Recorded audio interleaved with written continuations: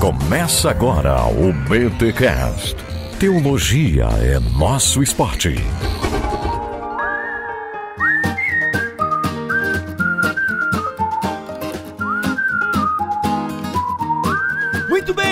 Muito bem, começa mais um BTcast de número 345 aqui na BT Week NVT.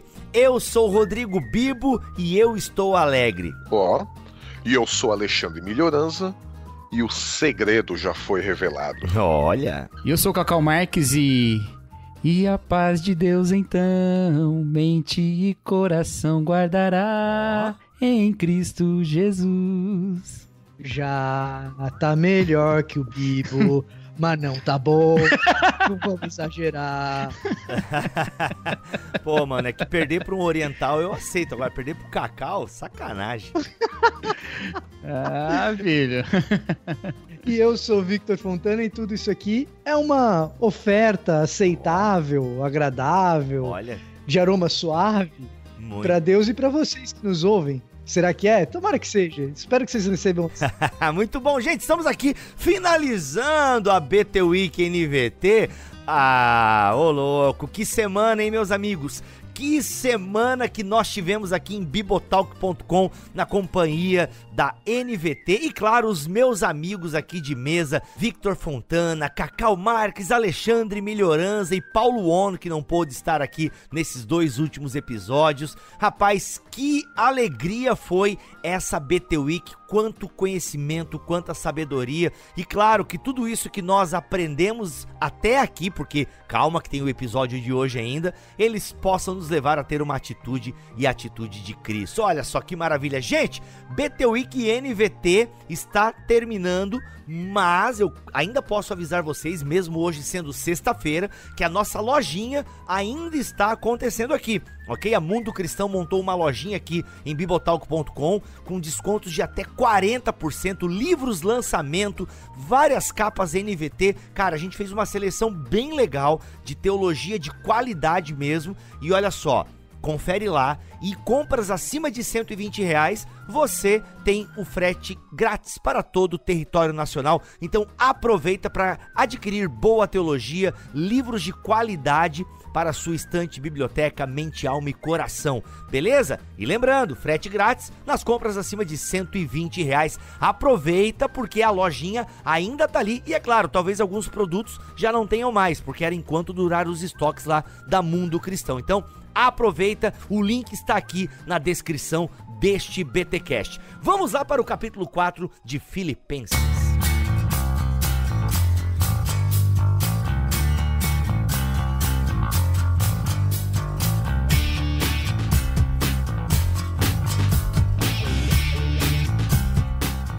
Continuando aqui no capítulo 4, que está muito e diretamente ligado ao capítulo 3, lá das advertências acerca dos adversários, dos perigos, Paulo começa o capítulo 4 falando que ele ama e anseia ver os filipenses, pois são minha alegria, minha coroa de recompensa.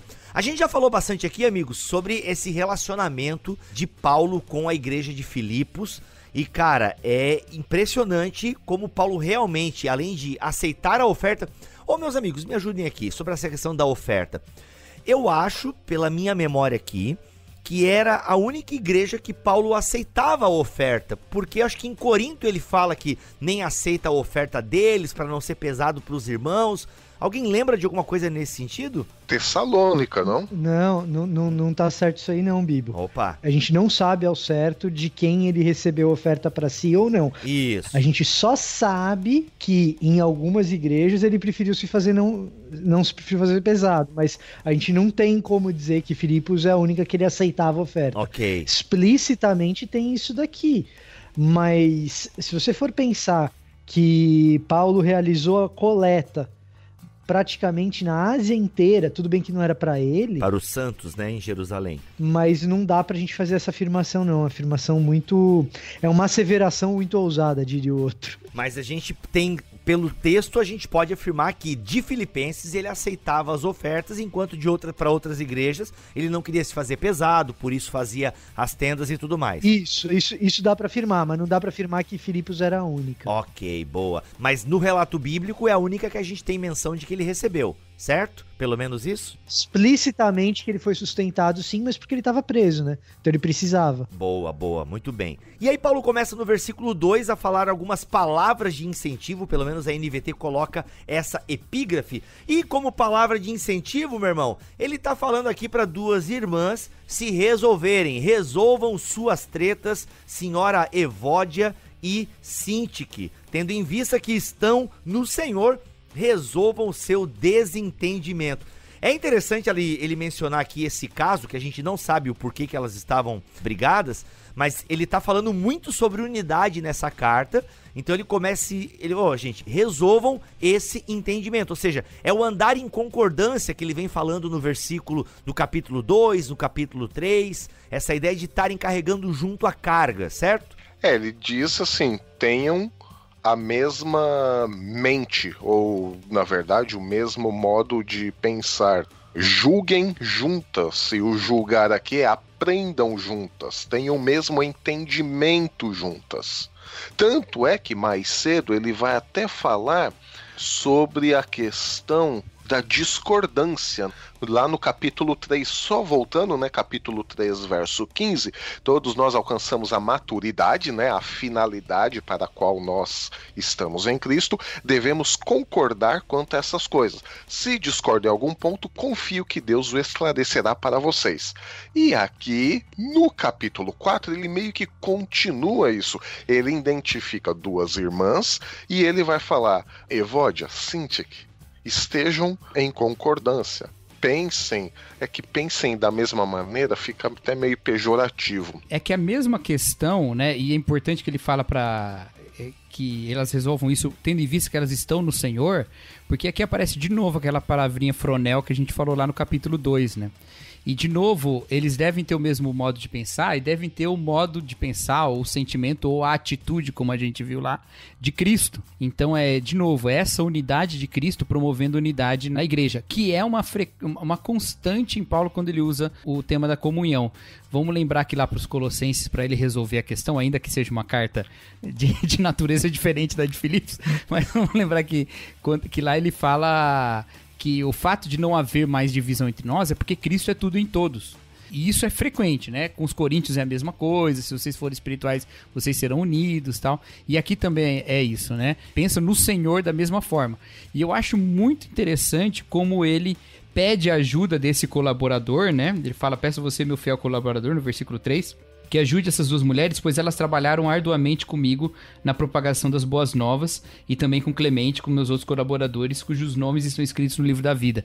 Então ele pede ajuda porque elas trabalharam, né? Esse trabalho como elemento de comunhão, eu acho muito interessante, né? A gente falou sobre isso lá no capítulo 2, mas retoma aqui, né? Como a gente, quando tá caminhando pro mesmo lugar, a gente tá caminhando junto, né? Se a gente não tiver um objetivo, nós vamos nos separar nessa nossa jornada, né? E queira ou não, o desentendimento delas, seja qual for o motivo, seja quem tá certo, quem tá errado, isso não importa.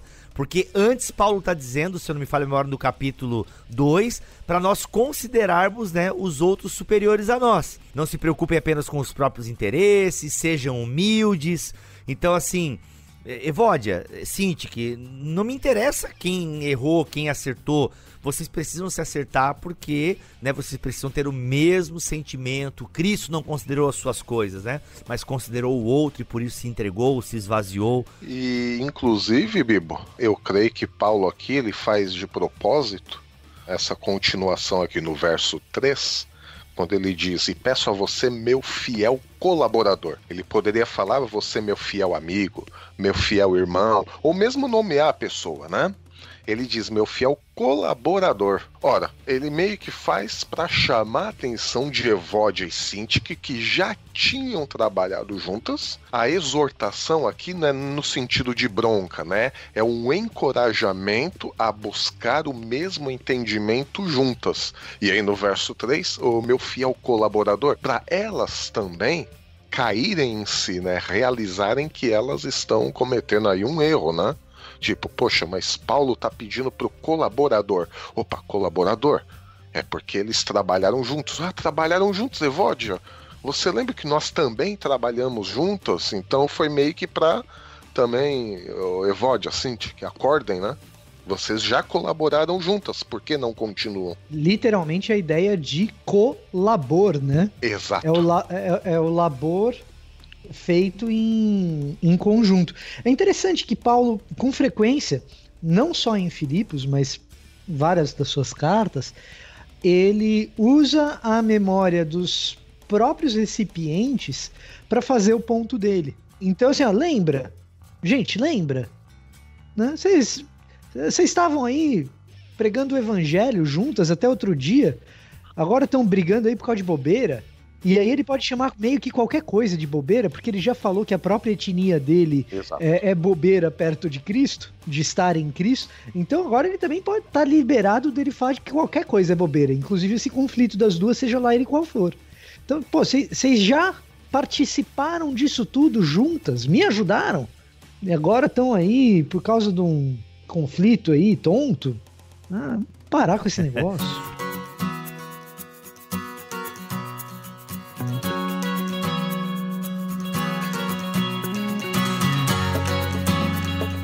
Parem com esse negócio, por gentileza, e alegrem-se sempre no Senhor. Repito, alegrem-se. Que todos vejam que vocês são amáveis em tudo que fazem. Lembrem-se de que o Senhor virá em breve. Olha o tom escatológico, olha a parousia sempre iminente aí nos textos de Paulo. Cara, a alegria, a gente vem falando dela aqui a semana inteira, a gente pode se deter um pouco agora nessa questão da alegria, né? Como essa palavra, como esse sentimento, esse estado, ele é importante para o apóstolo Paulo, né? Como a alegria define aquele que está em Cristo. E olha só, alegria é uma palavra tão cara e importante para a teologia de Paulo que, segundo o dicionário de Paulo e suas cartas, das 326 ocorrências das palavras que indicam alegria no NT, 131 encontram-se nas 10 cartas que costumam ser atribuídas a Paulo, isto é, 40%. E aqui o cara não está considerando Efésios e Colossenses, né? O autor do verbete aqui. Inclusive, Bibo, se eu não me engano, a questão da alegria está na mesma família ou tem a mesma raiz etimológica de graça, né? Caris. Sim. Não, por acaso, nós comentamos um pouquinho, o Vitor fez uma entrada brilhante, essa questão do graça e paz. Paulo retoma de novo isso porque a alegria que ele tem, ela é dependente, ela está diretamente ligada com a graça de Deus, e a graça de Deus no sentido da justiça que não vinha de Paulo, porque o restabelecimento da sua relação com Deus não vinha dele mesmo, mas vinha de Cristo. Ele corria para o alvo, para a teleios mesmo, ele corria para a finalidade da sua vida, que era conhecer cada vez mais de Cristo e o poder da sua ressurreição. Ora, o final disso, né? Grande final, grande epílogo, o que é? É a alegria que ele sentia, que começa na graça e passa por tudo isso, morte e ressurreição de Cristo, a finalidade da vida dele, enfim, todas as experiências que ele teve de se descobrir a si mesmo, que não era nada, sua cultura, sua origem, e que Cristo era tudo. Ó, o final disso tudo o quê? A alegria. Eu acho que a gente tem que notar uns detalhes nisso, e é muito bom que o Milho buscou lá na graça e a paz lá no início, porque acho que tem tudo a ver com esse trecho aqui, né? Primeiro, para falar sobre... a gente falar sobre a alegria em si, porque às vezes a partir desse texto a gente faz uma teologia do contentamento, mas que se torna tão problemática quanto não ter teologia a respeito disso, né? Porque a gente olha ele dizendo assim, alegrem-se no Senhor. Repito, alegrem-se. É, de certa forma, né, da maneira como é expressado aqui, um mandamento, né? o que faria com que não cumpri-lo fosse pecado. Claro que não. Não é pecado ficar triste, né? O Senhor Jesus Cristo teve tristeza ao ponto de morrer, uma tristeza mortal. Então não é pecado ficar triste. Alegrar-se no Senhor é justamente encontrar no Senhor as motivações para estar alegre. É justamente porque há essa graça de Deus e ela continua sobre nós mesmo quando as circunstâncias não são adversas. E isso se conecta com a própria situação de Paulo, que ele diz lá no capítulo 1 que o que era mal foi revertido para o bem, que ele está feliz, na verdade, porque por causa das suas algemas o evangelho foi conhecido por toda a guarda pretoriana. Então, mesmo na circunstância de adversidade, há um lugar para alegria, há motivação para alegria porque o Senhor está ali. Isso não significa não sentir a tristeza ou não encarar a tristeza. Isso significa entender que a tristeza não tem a palavra final. E aí eu quero lembrar, né, já que o Paulo faz isso, eu quero fazer isso também, lembrar de uma vez que eu estava numa conversa com o próprio Milho, né, este que está conosco, esse conhecido aqui nos corredores do BT Network como o anjo pessimista. O arauto da bad. O arauto da bad. O fado sem tato. O fado sem tato. Excelente. Ou como diria o Milho, sensacional. O fado sem tato, vai. Uma vez a gente numa conversa aí, nessas conversas pela internet, ele falou sobre como não há um fim para alegria, né? Há um fim para tristeza, uma finalidade, um objetivo, um crescimento. Na tristeza a gente cresce, no sofrimento a gente desenvolve, a gente, né? E isso é bíblico, a palavra de Deus fala isso. Nós nos gloriamos na tribulação porque é através dela que se produz um caráter aprovado, né? Mas eu fiquei pensando isso e eu nunca contei pro Milho o que essa reflexão me levou. Cara, eu não me lembro disso, mas, bom... Se te ajudou, né, Milho?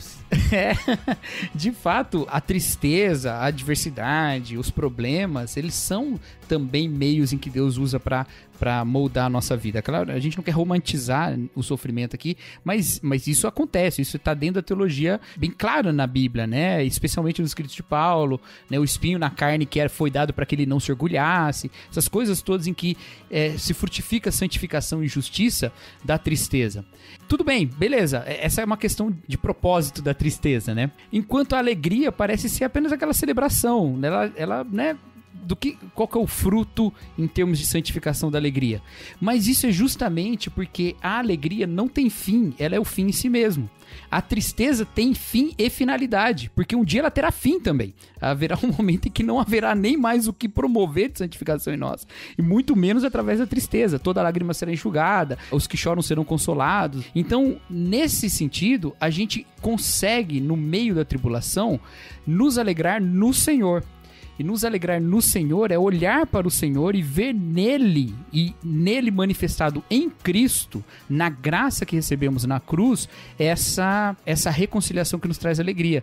Por que eu estou falando da cruz aqui? Porque logo em seguida, ele vai falar, no versículo 6, ele vai falar para nós não ficarmos preocupados com coisa alguma, para nós orarmos a Deus pedindo o que precisamos, agradecendo por tudo que ele já fez, e nós experimentaremos a paz de Deus. Essa paz de Deus, a gente às vezes lê... Tem 3 jeitos da gente ler essa paz de Deus, né? Uma é a paz circunstancial, é falar assim, olha, essa tempestade pela qual a gente está passando, Jesus vai acalmar. Então eu terei paz quando a tempestade for acalmada. Então a paz de Deus virá e todos os conflitos vão acabar ao redor de mim. Não é essa a ênfase que a Bíblia traz a respeito de enfrentar as tribulações. Uma outra leitura é a paz subjetiva. Eu vou orar e Deus vai promover paz no meu coração. Inexplicavelmente, eu vou me sentir em paz. Mesmo no meio do tiroteio, meu coração ficará em paz. Ainda que a gente possa ver algum tipo de ensinamento dessa forma no que a Escritura fala, essa leitura não explica a raiz dessa paz. Ela é simplesmente uma paz subjetiva. Você sente ela a partir do nada. Mas o que está sendo dito aqui é de uma paz real, que já existe. Essa paz real que já existe é a paz de Deus ou a paz com Deus, né? Alguns comentários fazem a leitura, o Matthew Henry fala sobre isso, o Gil fala sobre isso, como a paz aqui, essa paz concreta da paz com Deus. Ou seja, uma vez que nós temos paz com Deus, nós sabemos que Deus age ao nosso favor, porque nós não estamos falando de um Deus que nunca agiu ao nosso favor. Ainda que as circunstâncias estejam caindo aos pedaços, que tudo esteja ruim e que meu coração esteja em tribulação, existe uma cruz na qual Deus demonstrou amor para mim e disse: estamos em paz, então não há nenhum tipo de desavença entre eu e Deus. E como Deus está acima das circunstâncias, eu posso confiar que esse bom Deus está a meu favor. Então toda circunstância negativa e tristeza é momentânea. Por isso eu não preciso andar ansioso por coisa alguma, porque uma hora isso aqui vai passar. Eu posso deixar nas mãos de Deus e eu sei que está nas melhores mãos possíveis. Como é que eu sei? Porque eu acredito nisso com todo o meu coração? Não, porque isso aconteceu na história, porque isso aconteceu na cruz de Jesus Cristo. A paz está mantida lá. E esse é um ensino muito importante. A gente às vezes renega um pouquinho o que a Bíblia fala sobre ansiedade. E ansiedade é um tema bíblico importantíssimo. Se você lembrar a parábola do semeador, a semente que caiu entre espinhos, os espinhos eram as preocupações da vida.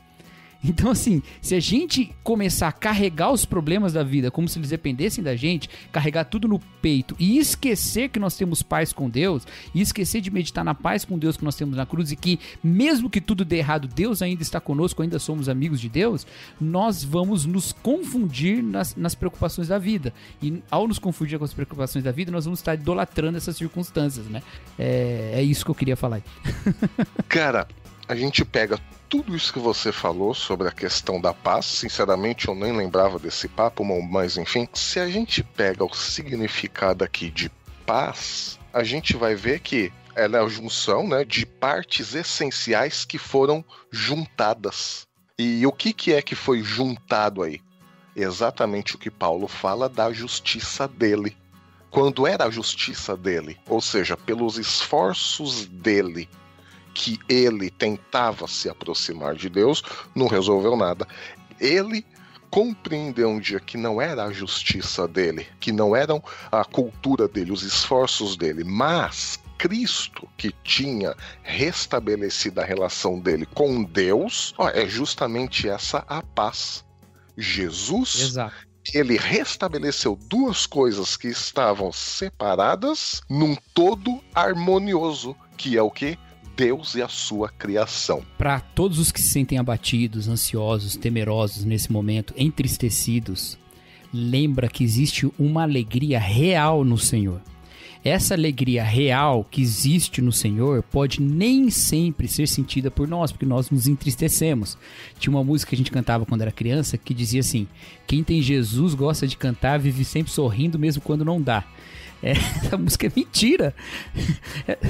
Essa música é mentira. Quem ri quando não dá não é quem tem Jesus, é louco, é o Coringa, né? O Coringa ri quando não dá. A gente ri quando tem que rir, a gente chora quando tem que chorar. Mas existe uma alegria real, por quê? Porque Deus, que é pleno em alegria, e o Piper destaca muito isso, né? Como Deus é satisfeito em si mesmo, em Cristo se entristeceu ao ponto de morrer. O filho no jardim do Getsemane se entristeceu ao ponto de morrer.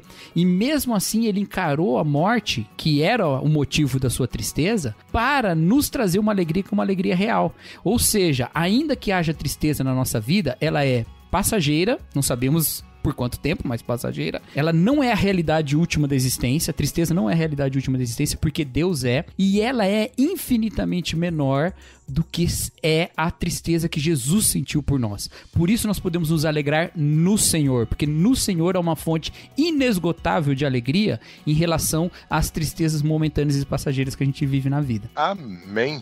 Vive na vida é um pleonasmo, mas fica de presente. Muito bom. Olá amigos, aqui é mais uma vez o Daniel Faria da Mundo Cristão com nossa última mensagem sobre a NVT. Desta vez eu quero encerrar a nossa conversa citando um versículo bíblico bem conhecido que está lá em Provérbios, capítulo 9, versículo 10, que diz o seguinte: o temor do Senhor é o princípio da sabedoria, o conhecimento do santo resulta em discernimento. Para conhecer a Deus e ter discernimento na vida, nós precisamos ler a palavra de Deus. Mas mais do que isso, nós precisamos entender essa palavra, porque ela é fonte de vida para nós. Então, seja você um líder de alguma comunidade, um estudante ou uma estudante de seminário, ou mesmo um leigo que procura uma palavra de inspiração para a vida, nossa recomendação é: mergulhe na Bíblia, numa versão que ajude o seu entendimento e que torne viva para você essa sabedoria milenar das Escrituras. E é por isso que nós, da Mundo Cristão, disponibilizamos a NVT em vários formatos, por meio de aplicativos, com auxílio de bíblias de estudo, por meio do texto em áudio e em formato digital e, é claro, também com a versão impressa tradicional. Em todo modo, nós estamos aqui para acompanhá-lo e ajudá-lo nessa importante jornada. Um grande abraço a todos.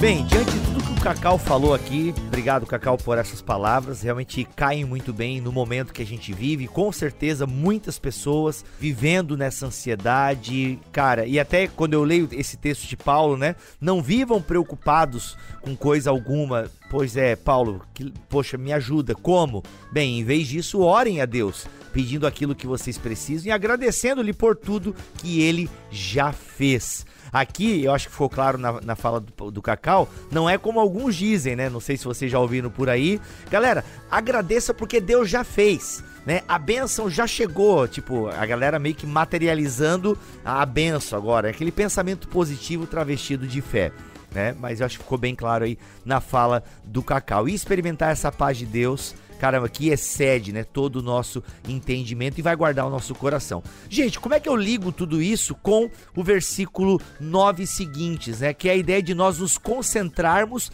em tudo que é verdadeiro, nobre, correto, puro, amável, que é admirável. Pensem no que é excelente e digno de louvor, né? Continuem a praticar tudo que aprenderam e receberam de mim, tudo que ouviram de mim e me viram fazer. Então Deus da paz estará com vocês. Que inclusive, segundo a NVT, encerra, né, aquilo que começou lá no capítulo 3. Exato. Que são as advertências acerca de adversários e perigos. Então, nessas advertências, desses encorajamentos de Paulo, ele fala pra gente se concentrar, ou seja, uma disposição interna. Como é que é? Não é um pensamento positivo, né, galera? Vamos mentalizar aqui, o mundo tá caindo, mas não, mentaliza coisa boa, se concentra nas coisas que são nobres. Como é que a gente aplica isso até diante do cenário que a gente tá vivendo agora? Num certo sentido, você tem que pensar que, de fato, a bênção já chegou. E ela vai voltar. A bênção já veio, ela já chegou. E ela vai voltar. A gente já falou aqui algumas vezes, o Milho deve ter uma recordação boa disso também. Olha lá, ó, vocês desenterrando hoje os defuntos aqui, mano. É, pois é, tô apelando pra sua memória de elefante, Milho, vamos lá. Mas assim, a gente costuma falar que bênção, especialmente no contexto da Antiguidade Oriental, é sempre algo concreto, mensurável. Observável, exatamente. Exato. Então, qual que é a tentação? A tentação é a gente achar que a concretude da bênção está nas circunstâncias da nossa vida. A tentação é essa. Que a concretude da bênção está nas coisas materiais que nos circundam, que nos trará essa felicidade ou essa paz que o Cacau estava mencionando. Mas o que é a concretude da bênção na nova aliança? São os cravos nas mãos de Cristo, nas suas pernas, os espinhos que perfuram a cabeça dele, os pedaços de carne das suas costas que atravessam o ar depois de uma chibatada, catarro e a saliva no rosto dele, depois das cusparadas. É isso que é concreto. E o que é concreto é esse corpo amarrotado, destruído, arrebentado contra o madeiro, sendo cuidadosamente refeito durante alguns dias para no terceiro dia aparecer ressurreto. E essa é a concretude. É a presença real de Cristo conosco, da qual nós não somos dignos de desfrutar. E desfrutamos porque ele venceu o mal, porque ele venceu a morte. Então a gente anuncia que essa bênção que já chegou, ela há de retornar, ela há de vir. E aí a gente volta no que o Cacau disse para dizer o seguinte: a maldade, a crueldade, o sofrimento, os elementos concretos que nos levam à tristeza têm data de validade. E quem enxugará dos nossos olhos as lágrimas é o próprio Cristo, que concretamente foi morto na cruz, concretamente ressuscitou, concretamente pregou aos discípulos no caminho de Emaús, concretamente comeu peixe com eles. E nos aguarda para o dia que nós mesmos haveremos de celebrar num grande banquete com ele. Por isso que, concretamente, Vitor, Paulo disse no capítulo 3, verso 10, que o desejo mais profundo dele é conhecer a Cristo e experimentar, olha lá, o concreto, experimentar o grande poder que o ressuscitou, quero sofrer, outro ponto concreto, com ele participando da sua morte. Você fez um resumo sensacional da morte e ressurreição de Cristo. E é exatamente por isso que Paulo já tinha escrito isso no versículo 10 do capítulo 3, essa concretização do relacionamento dele com Cristo que se experimenta na morte e na ressurreição. A fé de Paulo não era só uma fé gnóstica, só uma fé fluida, mas era uma fé concreta, observável, uma fé baseada também em fatos históricos, em coisas que ele tinha vivido e quer ainda viver ainda mais. Uma fé que se iniciou quando ele teve experiência com Cristo concreto ressurreto. Né? Voilà. Exato. Então, concentrar-se em tudo que é verdadeiro, em tudo que é nobre, em tudo que é correto, tudo que é puro, é se concentrar em Jesus. Sim, e como isso se estabelece na prática, né? Era o que eu ia falar. Exatamente. Ele está concretizando a fé dele em tudo isso, porque a fé dele não é só uma fé puramente intelectual. Eu creio que Jesus morreu e ressuscitou. Tá bom, ok. Eu tenho um conhecimento intelectual que Jesus morreu e ressuscitou. Mas como é que isso se traduz na minha segunda-feira de manhã? Como é que isso se traduz num dia de chuva? Como é que isso se traduz quando eu passo por alguma situação que ultrapassa a minha capacidade de lidar com ela? Eu estava falando com um grupo de universitários ontem e eu comentava com eles que o grande erro do protestantismo, que a gente chama de mainline, que é esse protestantismo de liturgia mais alta, das grandes denominações, das primeiras grandes denominações do protestantismo, é que ao longo do desenvolvimento histórico dessas denominações, os luteranos mais liberais, os presbiterianos mais liberais e tal, eles transformaram o fenômeno da fé num fenômeno que depende apenas da nossa recepção do texto. A gente não tem, e acho que o James Smith recupera um pouco disso em Você é Aquilo que Ama e tal, a gente dá pouca margem à objetivação do texto. Uma vez que aquele texto foi externalizado para mim, eu tive acesso à mensagem, como que essa mensagem ganha vida na minha vida prática, nas minhas atitudes, no jeito que eu me relaciono com as pessoas, nos princípios que são mantidos nas minhas relações comerciais, na maneira como eu ensino meus filhos. Na medida em que isso vai ganhando vida na prática, é aí que nós aprendemos o que é fé. Não é meramente na leitura e na compreensão do texto. A gente só internaliza a fé depois de ter colocado em prática aquilo que Jesus mandou a gente obedecer. Jesus não mandou a gente aprender, Jesus mandou a gente obedecer. A cruz e a ressurreição, elas necessariamente têm que me levar para a obediência. Conhecer a Jesus implica em imitá-lo. Você disse isso muito bem, Bibo.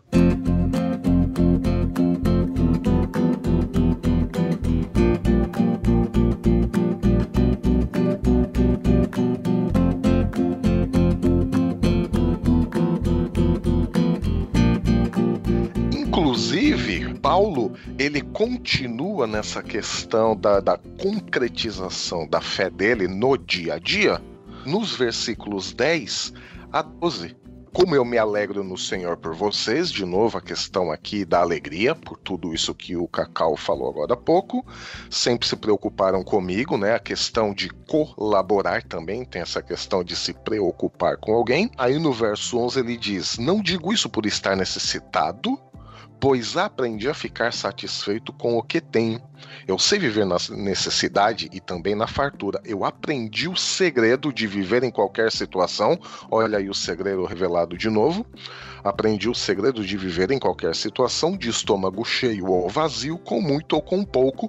E aí o clássico versículo 13 do capítulo 4, posso todas as coisas por meio de Cristo que me dá forças. Então isso aqui, na verdade, é a concretização na prática da fé de Paulo, porque não adiantaria muita coisa se ele dissesse tenho fé, tenho relacionamento com Cristo e tudo mais, e em momentos de necessidade como ele passou, ele esquece o Senhor, ele esquece a questão da justiça dele, ou o restabelecimento da relação com Deus, ele esquece seus colaboradores, não teria muito sentido.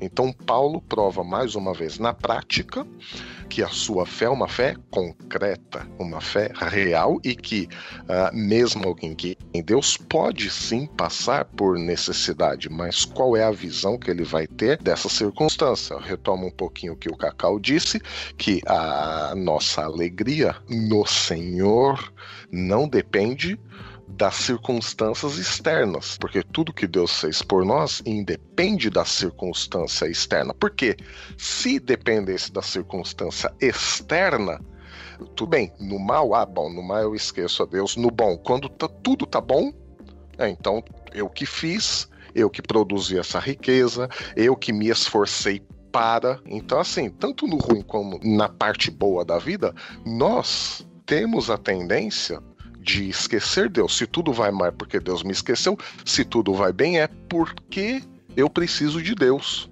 E aí Paulo completa no verso 13, não, eu posso passar por qualquer coisa porque é Cristo que me dá forças, ou posso todas as coisas por meio de Cristo. Eu posso passar pelo tempo bom, porque eu sei que não é a circunstância da vida que está me definindo nisso, e eu posso passar também por maus momentos, porque não são esses maus momentos que vão definir a minha relação com Deus. O que define minha relação com Deus é Cristo. Então tudo posso que naquele que me fortalece não é teologia da prosperidade?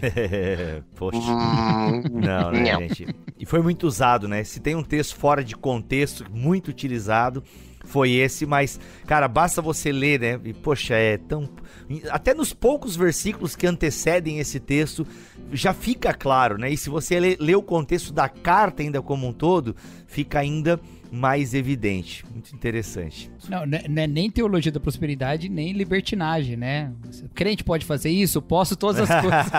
Caraca, se alguém já fez essa leitura, Deus o livre. Nossa. Poxa, aí é demais, hein? Aí é demais. Prêmio exegese do ano. E aí é interessante que Paulo reconhece que ele pode, né, todas essas coisas por meio de Cristo Jesus. Até em episódios anteriores e passados e longínquos aqui do Bibotal, que eu já falei do bonança e faltança, né? Até foi na última BTW que a gente retomou um pouco esse contexto aí de estar satisfeito em Deus e tal. Então a gente pode todas as coisas, tanto a alegria quanto a tristeza. Posso todas as coisas naquele que me dá forças. Mas olha que interessante, mesmo assim, vocês fizeram bem em me ajudar na dificuldade pela qual estou passando. Né? Como é legal a gente saber que a gente pode estar tranquilo e ter uma paz independente das circunstâncias, uma alegria que independe das circunstâncias, mas como é bom a gente viver em comunhão, nós, né, acreditarmos na comunhão, defendermos a unidade, porque ela foi essencial para Paulo. Olha, gente, eu tô passando perrengue, e tô alegre em Cristo, porque a minha alegria está em Cristo, eu me alegro no Senhor. Mas olha, que legal que vocês fizeram isso, em me ajudar na dificuldade pela qual estou passando, né? Aí ele começa a elogiar os filipenses a partir do versículo 15 e tal, e ele se alegra, ele tem tudo o que ele precisa. Se ele não tivesse, ele estaria alegre, mas que bom que ele tem, né? Minhas necessidades foram plenamente supridas pelas contribuições que vocês enviaram por Epafrodito. Elas são um sacrifício de aroma suave, uma oferta aceitável e agradável a Deus. E esse mesmo Deus que cuida de mim, lhe suprirá todas as necessidades por meio das riquezas gloriosas que nos foram dadas em Jesus Cristo. Então eu acho muito legal essa materialização do cuidado de Deus, e essa materialização do cuidado de Deus em última análise, principalmente Jesus Cristo, como o Vitor deixou bem claro, e ela se desdobra também no cuidado que o irmão tem com o outro irmão, e isso é muito lindo. Mas, Bíblia, eu queria só botar um detalhe bem interessante nisso aqui, é por que Paulo tá alegre por eles participarem do sofrimento dele, porque isso é uma oportunidade que eles têm de participar, não é porque Paulo precisa, não é? Porque mesmo precisando ou não, ele aprendeu a ser contente tanto na carência quanto na abundância, mas é porque ali há uma oportunidade de dividir o sofrimento com alguém, e isso é adoração a Deus, porque ele fala que essas ofertas que vocês entregaram a mim subiram a Deus como cheiro suave. Então, é parte da nossa adoração como igreja cuidar de quem sofre, né, estar junto, inclusive sustentando, e no caso aqui específico, até ofertas missionárias, né? Então, às vezes a gente pensa que a nossa vocação de adorador é só de cantar na igreja e levar música. Não, toda a nossa vida dedicada a Deus como oferta suave que sobe pro louvor dele é adoração mesmo, né? Isso bate muito com o que é dito lá em 2 Coríntios, num contexto diferente, porque a oferta lá era para os irmãos da Judéia, né? Não era para Paulo especificamente, mas também fala lá que você semeia, o que é colhido? É colhido a adoração a Deus, não é colhido que você vai receber mais. Você até tem esse contexto lá que é para você ser mais generoso ainda, mas o mais importante lá é que as pessoas que recebem louvam a Deus. Então Deus recebe louvor quando nós partilhamos o que nós temos com gente necessitada. Deus é adorado nisso. Inclusive, nesse momento que a gente está vivendo, fica uma boa lição aí. Não deixa passar. Você que tem o que Deus tem te dado, você que pode sentar na mesa e agradecer a Deus porque Ele te sustentou mais um dia, não deixe de ser generoso. Sempre tem gente que tem menos que você. Muito bom. Até o Antônio Carlos Costa falou uma frase essa semana em uma rede social que, mano, deu uma mexida, assim. Ele falou assim, vou parafrasear, galera, eu não lembro, mas algo do tipo: a sua qualidade de vida, ela não pode ser a mesma nesse tempo de extrema carência e tal, alguma coisa nesse sentido, né?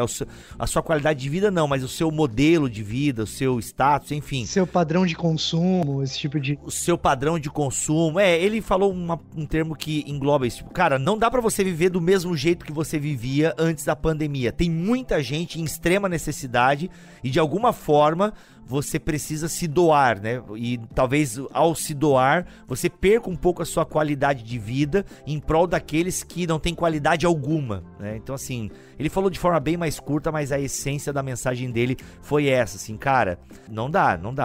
Tem gente em extrema carência, quem é que você tá ajudando aí? Né? Porque realmente tem uma dúvida, ninguém sabe como é que vai ser daqui a 2, 3, 4 meses, pode melhorar, como pode piorar, então a nossa tendência, pelo menos a maioria das pessoas, eu imagino, é dar uma guardada na grana. Não, vou reter aqui porque eu não sei como é que vai ser. E às vezes no nós retermos, pessoas realmente passam extrema necessidade porque a gente reteve, né? Então acho que é tempo de generosidade, sempre foi, mas se nesse momento, né, cara, você não se sensibilizar, você não entender... Vai se sensibilizar em qual? Você tá perdendo essa oportunidade. E se você não se sensibilizar agora, vai se sensibilizar quando? Então, Deus queira que não tenha algo pior, né, Vitor? Mas, enfim... Mas já tá, né? Já tem bastante coisa pra fazer, né? Não, o tempo agora já é extremamente preocupante. Não, porque olha só, se você é de esquerda, você tá preocupado, certo? Porque tem gente doente que não tem acesso e blá blá blá blá. Se você é de direita, você tá preocupado com a economia. Ou seja, de qualquer maneira, você tem que ser generoso se você tem. Você percebeu? Então, assim, se você gosta do político X, do político Y, não tem nada a ver com essa história. Isso aí é a sua consciência que julgue. Não tem nada a ver com isso. Agora, seja lá o que você acha que é importante, de qualquer maneira, você sabe que a gente está vivendo um período que tem um monte de gente precisando. Se você é um dos que está precisando, cara, vamos orar junto, procure a sua igreja... Procure sim poupar e se cuidar da melhor maneira possível. Mas se você é alguém que tá sobrando, você não perdeu o seu emprego, você tá trabalhando em casa, você tem o seu home office, você não tem perspectiva de perder a tua renda, esse é o momento que, se você não se sensibilizar agora, Vai se sensibilizar quando? Complicado, mano. Assim, de verdade. Qual é a circunstância que você vai se sensibilizar? Cara, você não vai se sensibilizar. A real é essa.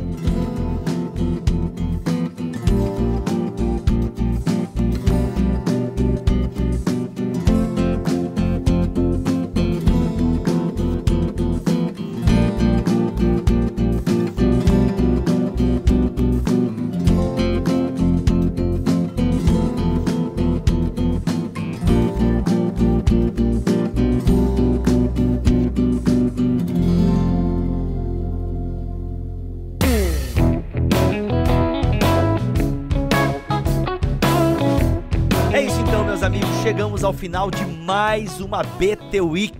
E essa que foi trazida até vocês graças à editora Mundo Cristão e a sua tradução da Bíblia, a NVT, a nova versão transformadora. Gente, foi um prazer para mim como host dessa BT Week estar aqui com os meus amigos que compartilharam um pouco do seu coração com a gente. Então assim, tenho certeza que para você também foi aí uma semana intensa, de muito aprendizado, de muita meditação. E de alegria. E de alegria, com certeza. Olha, por favor, que a gente entenda isso, né? Foi cansativo pra nós aqui, meus amigos, de verdade, obrigado. Vocês aí que, praticamente vocês aí gravaram quase todos os episódios. Obrigado ao Paulo, que também que não pôde estar aqui, mas valeu mesmo, vocês pegaram juntos comigo. Obrigado, Guilherme Match, que fez as vitrines dessa semana. Valeu, Caio, que fez a logo, a Jennifer, que modificou o site, ao Rogerinho, que fez a primeira edição e eu terminei, a parte grossa da edição o Rogerinho fez. Então muito obrigado a todos vocês que possibilitaram aí essa segunda BT Week e essa focada no livro de Filipenses. Gente, não vai ter BT Week mais nesse semestre e semestre que vem a gente conversa, tá bom? Mas agora dá um descanso pra nós aí. Até porque tá acabando o semestre também, né? Então, poxa, Vitor, quem sabe a gente tem uma já em agosto. Ó, quem sabe, não posso prometer nada. Então, pelo jeito a gente tem ainda esse ano mais umas 4 ou 5 BT Weeks. Quem sabe, pode rolar. Ó, o que eu posso dizer é que vai ter BTcast ao vivo, vai ser massa, transmitido ao vivo, enfim, tem umas coisas que a gente tá pensando aí, mas agora essa acabou. Compartilhe nas redes sociais essa BT Week, a gente vai lá, passe pra frente e mais uma vez eu digo, aproveite, a nossa lojinha ainda está online, ok? A gente fez uma lojinha aqui com alguns livros do catálogo da Mundo Cristão, com 40% de desconto e compras acima de R$120, frete grátis para todo o território nacional. Aproveite, se você está ouvindo isso na segunda semana já que saiu a BT Week, talvez não esteja mais no ar, ok? Você que está ouvindo agora na semana de lançamento, corre que o link está aqui na descrição deste BTcast. Muito bom, chegamos ao fim, que Deus os abençoe, nos guarde. Cacau, despeça-nos aí, despeça-nos, nem sei se eu falei certo, mas vocês entenderam. Despede-nos aí com uma bênção filipiônica. Que a graça do Senhor Jesus Cristo seja com o espírito de vocês. Amém.